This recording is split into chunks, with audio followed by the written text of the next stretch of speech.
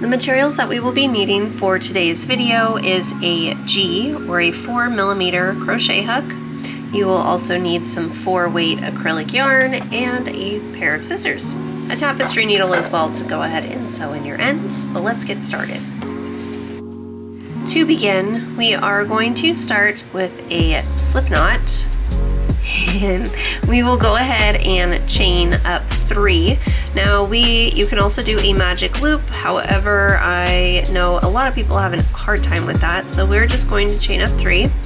And we are actually going to double crochet 3 times into our beginning chain right here. 1, 2,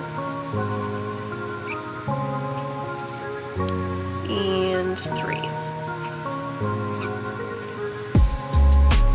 And that is how we begin this project. Now moving on to round 2, and this is how all the rows are going to go. We are just going to increase into every row. So we will chain 2. This chain 2 will not count as a stitch. I do want to mention, if you guys want to get the written pattern, please check the description box down below. There is a link for the written pattern. So now into our first space right here, we're actually going to place 2 double crochets into that same space. Now remember, our chain 2 does not count as a double crochet. So there is 1, and we are going to add 1 more right back into that same space. Okay, so you should have 2 more stitches left. Into the next stitch, we are just going to place 1 double crochet. And then now that we're here on the end, we're going to place 2 double crochet into the same stitch. And that way we are increasing on each of the ends. Okay, so this is what it should look like at round 2. Now we're just going to continue to do this to increase until we have a total of 10 rows. So I will show you one more time, and then I will have you guys go ahead and work these until you have a total of 10 rows. So we're going to chain 2 and turn our work. And at the beginning of every row and at the end of every row, we're going to be placing 2 double crochets into each of those. So we'll do 2 double crochets into the first stitch, and then work a single crochet excuse me, 1 double crochet into each of the next until you get to the end. So I will show you one more time what that looks like, and then I will have you go ahead and do rows 4 through 10 by yourself.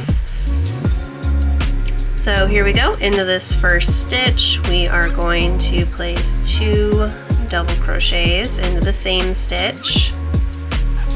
Okay, now we're going to place 1 double crochet into the next 3 stitches until we get to our very last chain.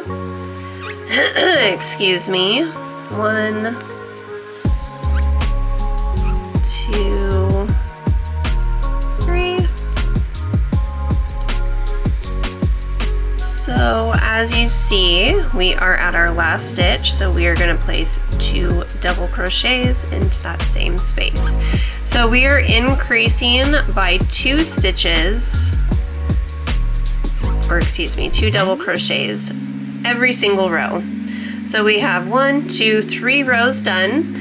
You want to continue to go until you have a total of 10 rows, or the length and the width that you would like for your bandana. So go ahead and do that and meet me back here. This is what it should be looking like after you have your 10 rows done. Now what we're going to do is we're going to work a little scallop along the edge. So now what we're going to do is we will chain up 1. Oops, chain up 1. And then as you see, each of our rows, this is where we're going to be working into, is the edge. So if you're not sure exactly where to go into, just kind of follow along and see where the next row is. So right here on this double crochet where we had just finished, we are going to place 5 double crochets into this space right here alongside the double crochet of that row. So here is 1, 2. Again, we're going in the same space here. 3, 4, and 5. Okay, so into the next 2 rows, so along the edge of the next 2 rows, we're going to place 1 single crochet and 1 single crochet. So we're doing 2 single crochets in between our clusters. So right here, we will place a single crochet. Going into the next line of double crochets here, we will place a single crochet. Now into the next row down, right here on the edge, we are going to place 5 double crochets into that same space, just like we did up here at the corner. So 1, 2, get some more yarn, 3,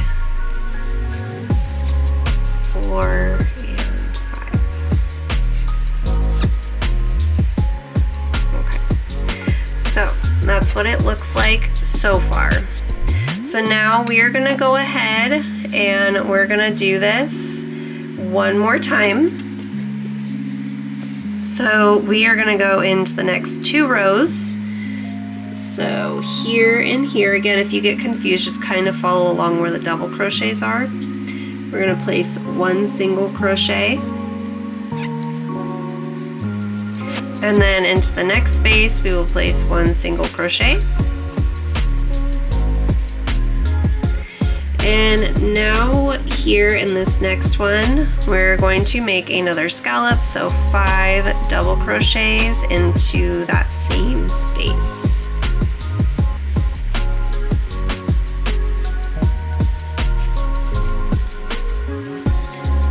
Okay. So now we're kind of getting up towards the bottom here. So you should have 3 more rows that we have not worked into. You have 1, 2, and 3. So along the edge of the next 3 spaces, we're going to just put 1 single crochet into each. So we will have 1 single crochet, go into the next space here, place 1 single crochet, and then 1 more into the very edge. Okay, so you'll have 3 single crochets after this last scallop. So we'll have 3 scallops, 3 single crochets. Now as you see, here's the very tip where we started at.